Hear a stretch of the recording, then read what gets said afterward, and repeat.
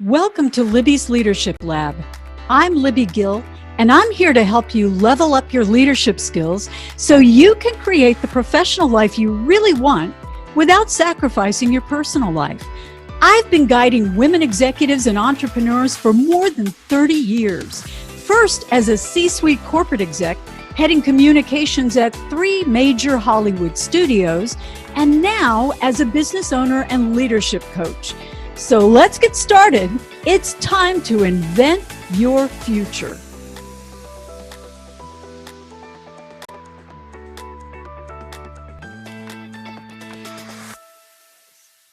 Welcome to the Leadership Lab today, everybody. I'm so glad you're here. And I want you to think back to your first job, not just that job babysitting or maybe bagging groceries, but that first big job where you had real challenges and you had to demonstrate your skills and your value, even to a small organization, a nonprofit, a big company, whatever that was.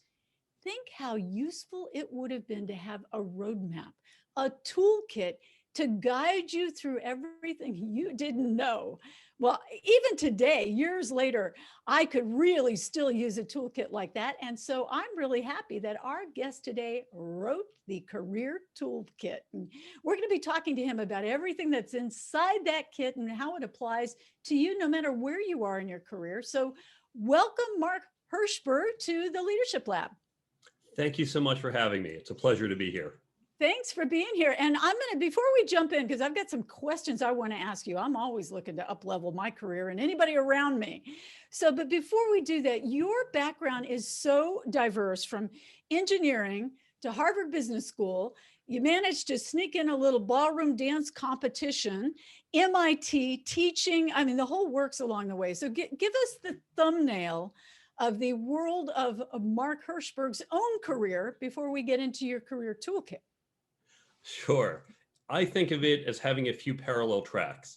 I graduated from MIT in the 90s with a couple technical degrees and began what looks like a traditional career, starting with dot-com startups in the 90s, moving on to larger companies, to other startups. I've helped companies from 3 people in a garage up through companies of 300,000 people who wanted to play startup. And so that looks very traditional. I'm typically a CTO or a COO leading these tech startups. I've had a parallel career because I've been very passionate about helping people with their professional efficacy. And I've done that through volunteer work, such as at Streetwise Partners, currently at Techie Youth, also running online communities, and in teaching at MIT for 20 years. And so I helped develop and now teach at this course at MIT. I also helped start a course at Harvard Business School. So I've had this second academic career. And then, of course, for fun, I do things like I had a ballroom dancing career. I was a competitive ballroom dancer, went to national championships for 7 years, and did that throughout my 20s, which was a lot of fun. So they could get you on Dancing with the Stars, I bet. I'm a little rusty these days, but maybe one day. Okay. Well, so Mark, you are speaking my language. As an executive coach, it is all about up-leveling your skills, but it's not just those hard skills. It's not certainly you have a wealth of those in terms of your technical skills and your COO leadership skills, but it's the human dynamics as well, right? We talk about them as firm skills in the class at MIT, somewhere between hard and soft, but very much for the firm that you're working for. Right. And the analogy that I often use with my students, imagine if you are a genius, you're Einstein level genius in whatever your field, doesn't have to be science, but you are a terrible public speaker. No one's going to want to listen to you and you're going to have trouble getting your ideas out there. Or if you're not a strong leader, or if you don't know how to build an effective team because you can't do it by yourself. And so you should be very strong in some particular discipline in whatever your field is. But if you don't have these other skills to support you, you're going to be far less effective.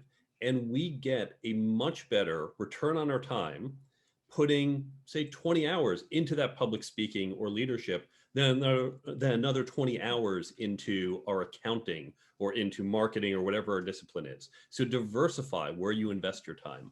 I so get this. And my analogy is always the CFO, who is a technical and financial genius and keeps his door closed all the time. Doesn't work very well. Particularly the higher you go up. I have a whole world of people that I coach that have gotten where they are because of their technical skills in, as you said, research, finance, legal, it doesn't matter what it is. They've got to be good at that. But it's all those other things that come with it that may not be intuitive to many people. And certainly understanding the dynamics of your own organization can be really a mystery for people. We see this at multiple levels, starting with when you're an individual contributor, you are focused on whatever your discipline is. Mm-hmm. And the moment you become a manager, suddenly there's a whole different set of tasks.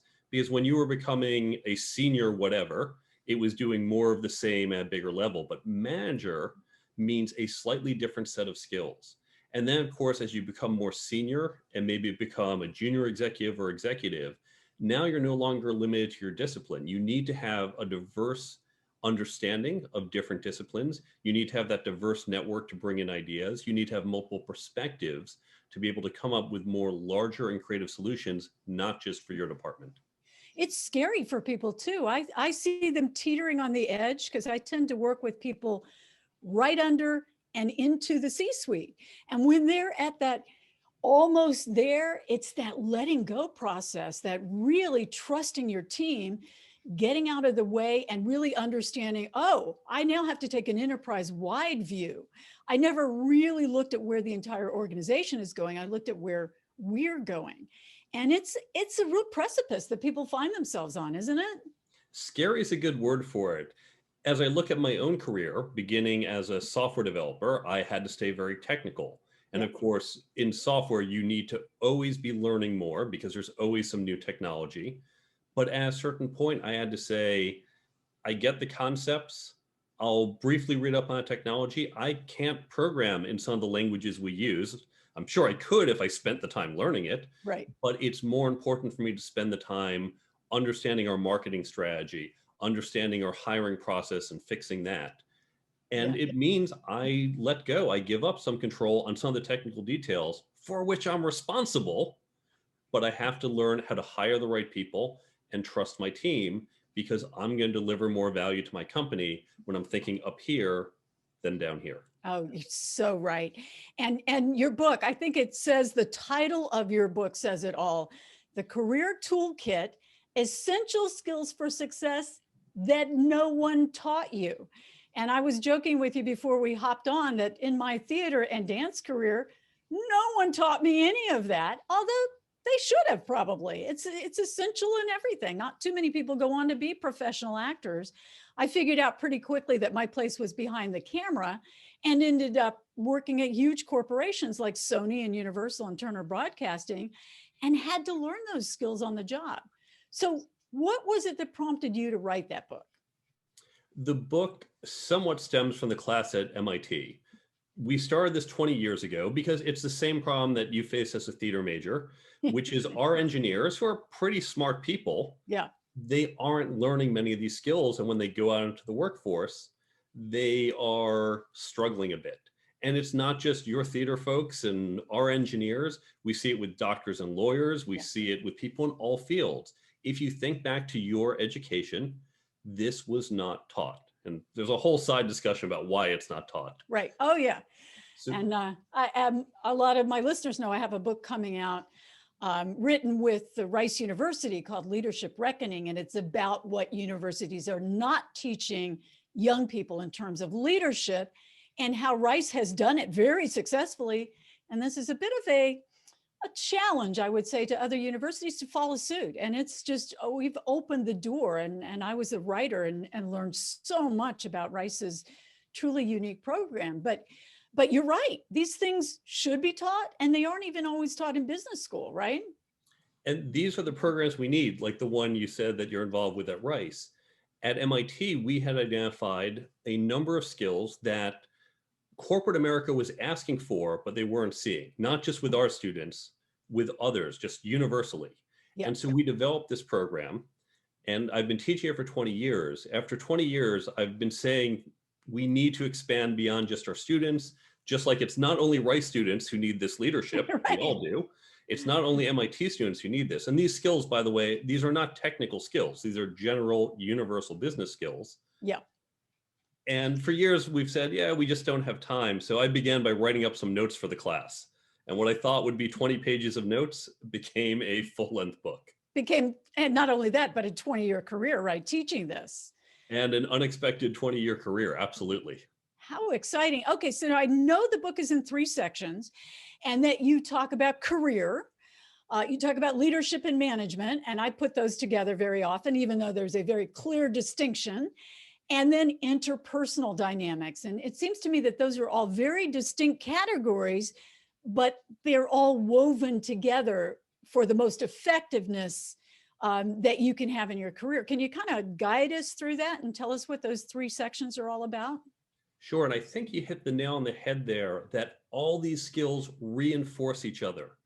We're going to find that leadership isn't simply standing up in front of the room and saying, this is what I want you to do.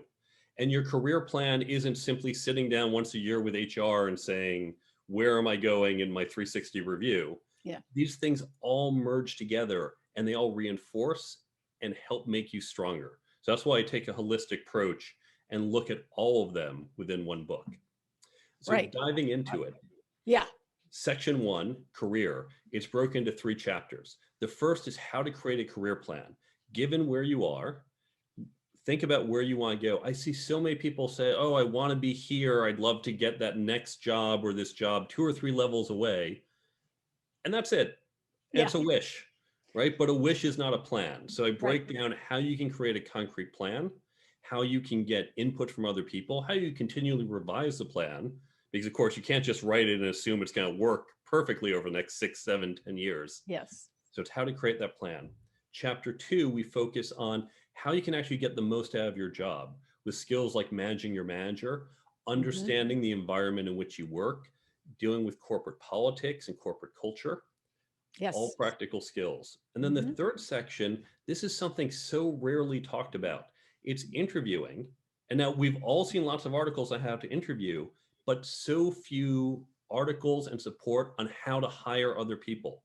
Most people have never been trained how to interview someone else. Right. But it's so important for our jobs, especially as we become senior people and staff up our teams. Well, what do you think, Mark, is one thing that we really miss in terms of hiring others when you get to that point that you're now hiring your own team?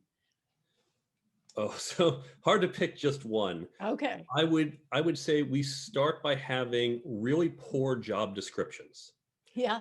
If you look at a job description for your job, whatever you do, go and look for other similar job descriptions, and they all look the same. If you're hiring someone to be a director of engineering, you don't have to tell me oversee the software development. You don't have to tell me be responsible for bugs, sit in meetings. I knew all that from the title. Right, exactly. But what you do have to tell me is, am I helping out with sales? If I am, is that 1 call a quarter or is that 1 call a week? Will I be doing lots of hiring? Will I be external facing or internal facing? And certainly as we get more senior, as we go from manager to director to VP level roles, it becomes fuzzier. The bullet items are all the same, but the ratios are different. And it's very important for a company to say, what is this really? Is it 10% of their time? Is it 40% of their time? Right. And to have that internal understanding, because if you and I are hiring for the same role and you think it's 50% of the time they're going to be speaking at conferences, and I think it's 10% of the time, we're evaluating for different things.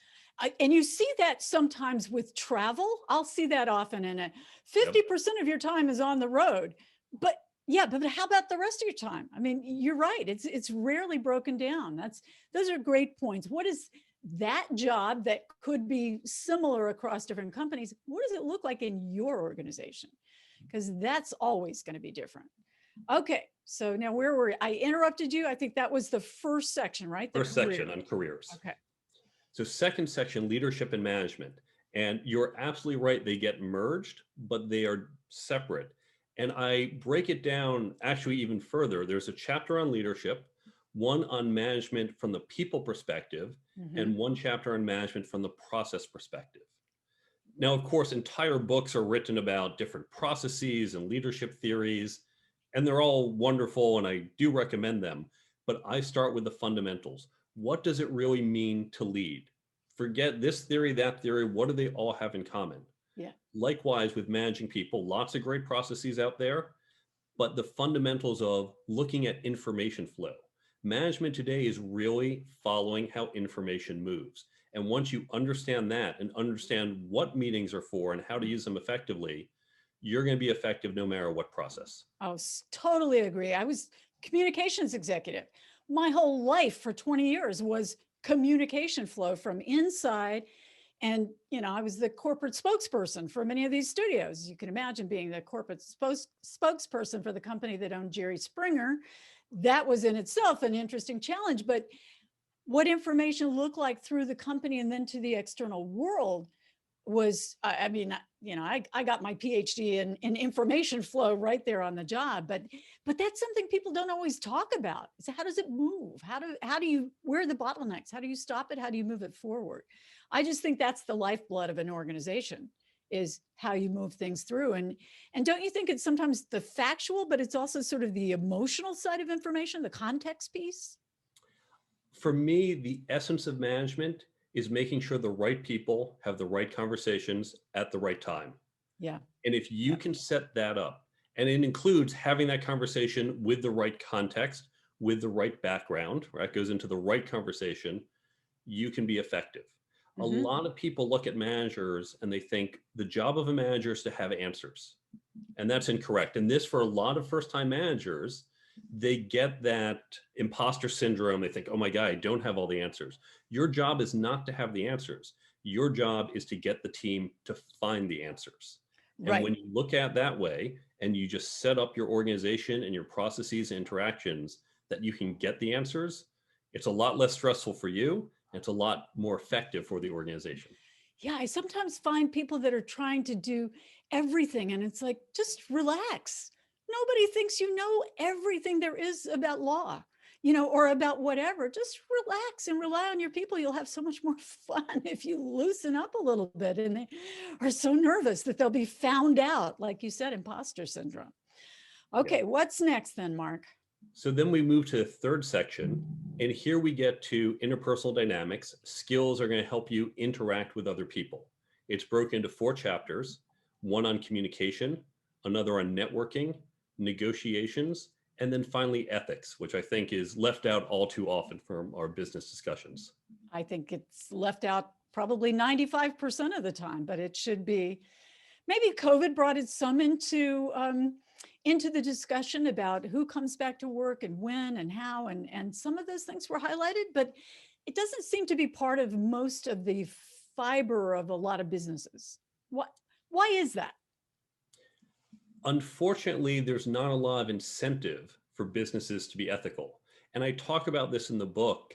If you don't think about any ethics, if you take ethical considerations out of it, businesses are really incentivized to do improper things.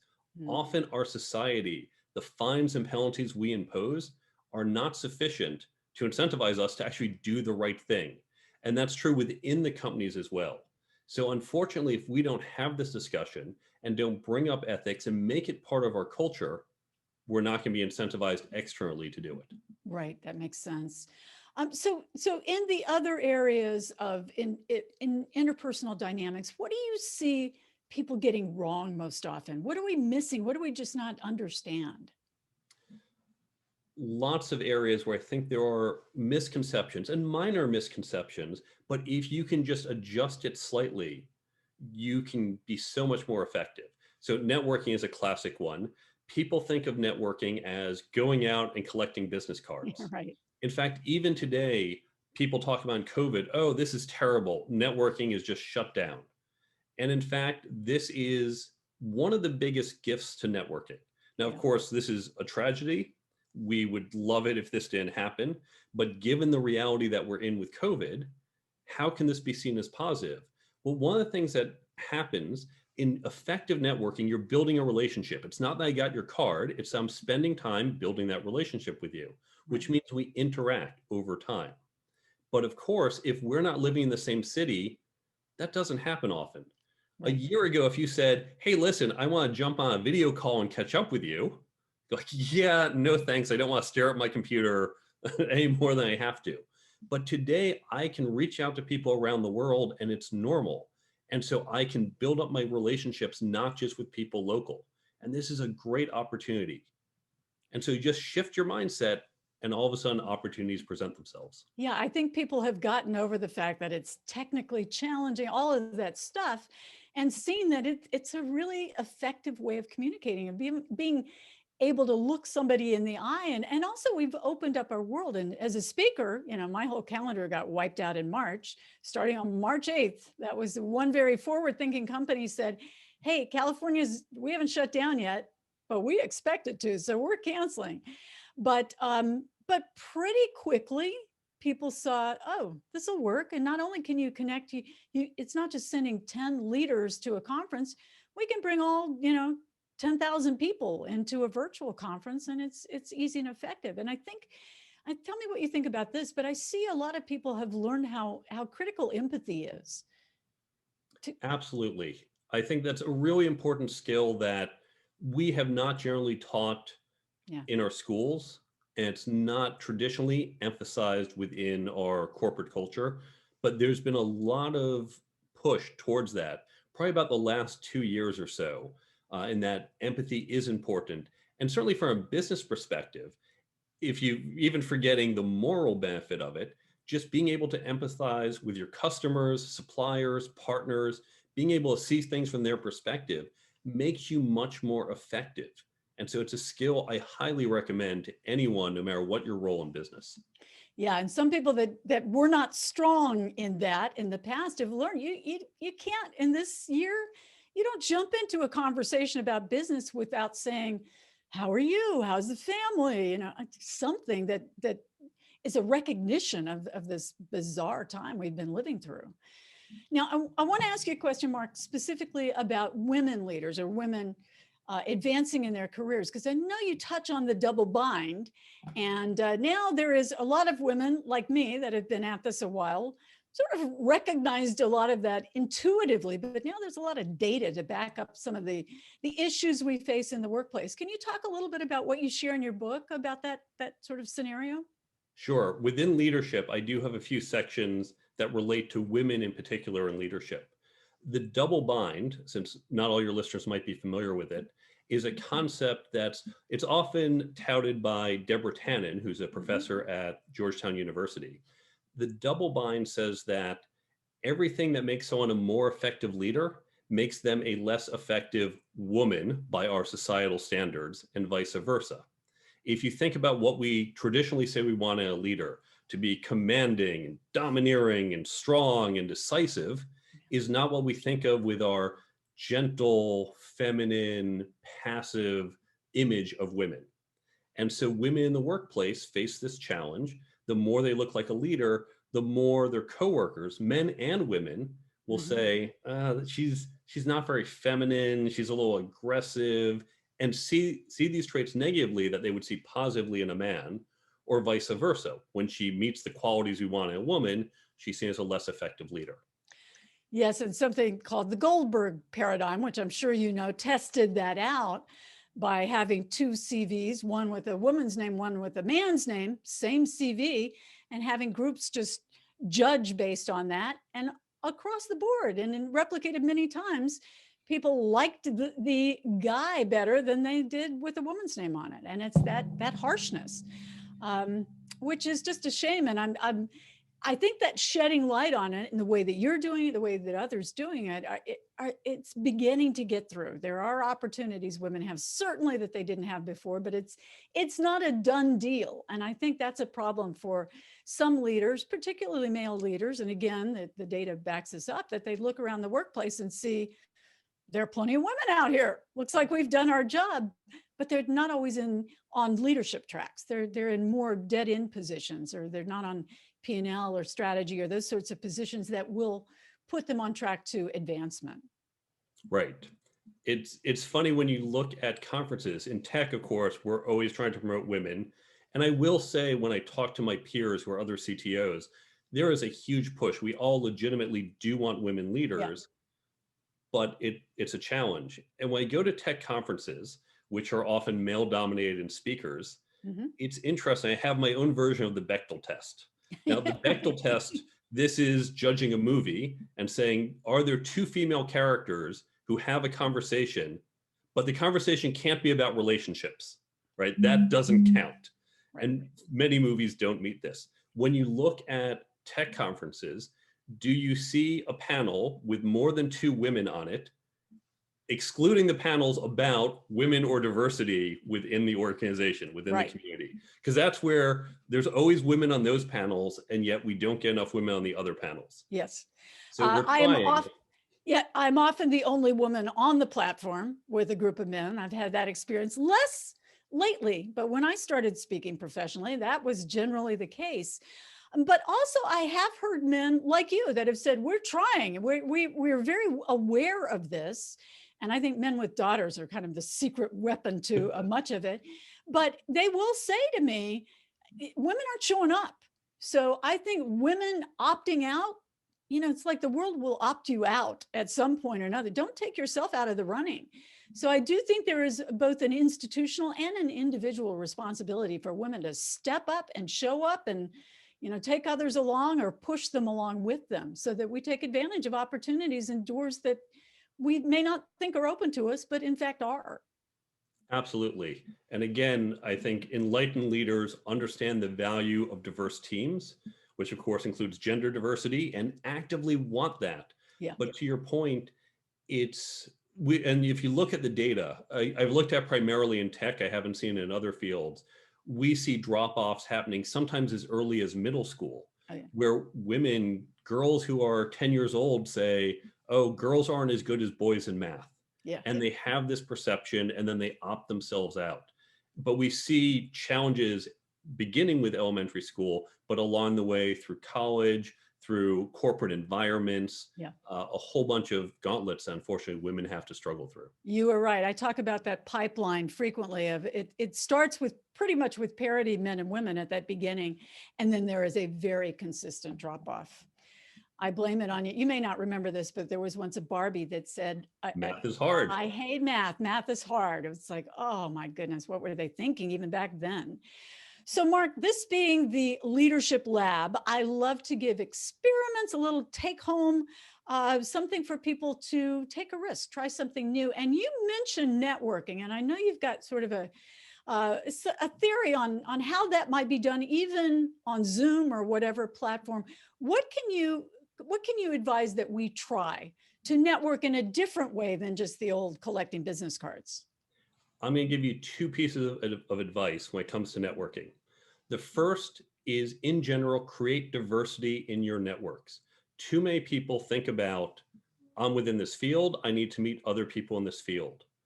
But in fact, diversity adds a lot of value. So for example, I know lots of engineers. I could, just go on LinkedIn and just randomly, it's going to be someone in tech. Yeah. One of the most valuable people from a networking perspective is my friend who's a minister, because he knows hundreds of other ministers and religious clergy. I know very few, but he's gone to school with lots of them. And so he brings a lot of diversity to my network, and I bring a bunch of engineers to his network. Right. So make sure you have diversity in your network. Now, don't just say, oh, hey, I need someone here. You're not filling out some bingo card. You fit this type. Right. But don't turn off people. I've seen so many people say, oh, yeah, I only want to talk to people in healthcare. You're not in healthcare, forget. So build diversity in general in your network. Now, concretely within your organization, we tend to focus on our particular field or discipline, our department, maybe a neighboring department, right? Yeah. Sales and marketing will work closely together. Make sure you get to know people in all the different departments, in accounting, in recruiting, in HR, in engineering, in product, in sales, in legal, and get to know them. Find a way to have coffee with them in person or virtually. Mm-hmm. Build those relationships, because when there are challenges and opportunities that happen within your organization, you're going to have a perspective on it, but it's limited, and they're going to have a different perspective. they're going to hear different things or see it in a different way that's going to help you be more effective. And it's only by cultivating those relationships that you'll have access to that diversity of perspectives. So diversifying the network and reaching out to your internal organization to broaden that network across business functions and types and roles and all of that. And I think that's really sound advice. I hadn't really thought about diversifying my network. That's something I'm going to focus on myself. So Mark, I know you've got a very cool Career Toolkit app, which gives all kinds of free advice. So where do we learn about that and find out more about all the other cool things that you're doing? You can go to my website, thecareertoolkitbook.com. On the website, you can learn more about the book and where to buy it. Amazon, Barnes and Nobles, local bookstores, the usual places. You can also download the free app. This app was designed so if you're reading the book, you can get a daily pop-up reminder of some of what you're learning to reinforce it. I know when I read books, I go, wow, what a great book, and I forget it 4 weeks later. So this will help reinforce it. You can also use it if you're about to do a networking event or an interview or have a leadership challenge. You can open it up and dive into those specific tips in the category to do a quick refresher. Oh, that's Then, of awesome. course, you can find that on the website. Then I have other free resources that you can download to help you in your journey to improving this skill set.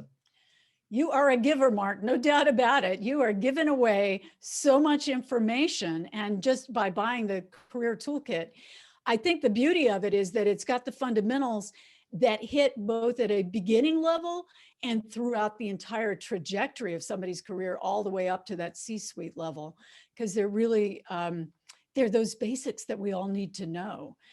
And it covers such a span of leadership and personal. So it's really got all that intertwined. Well, thank you so much for being here. I really appreciate it. Mark Herschberg, you can find his book, The Career Toolkitbook.com, and we'll put all this in the show notes. It'll all be there for you, the app and all the other information. Thanks for being here today, everybody. That's a wrap, and we'll see you next week. Thanks, Mark. Thank you for having me.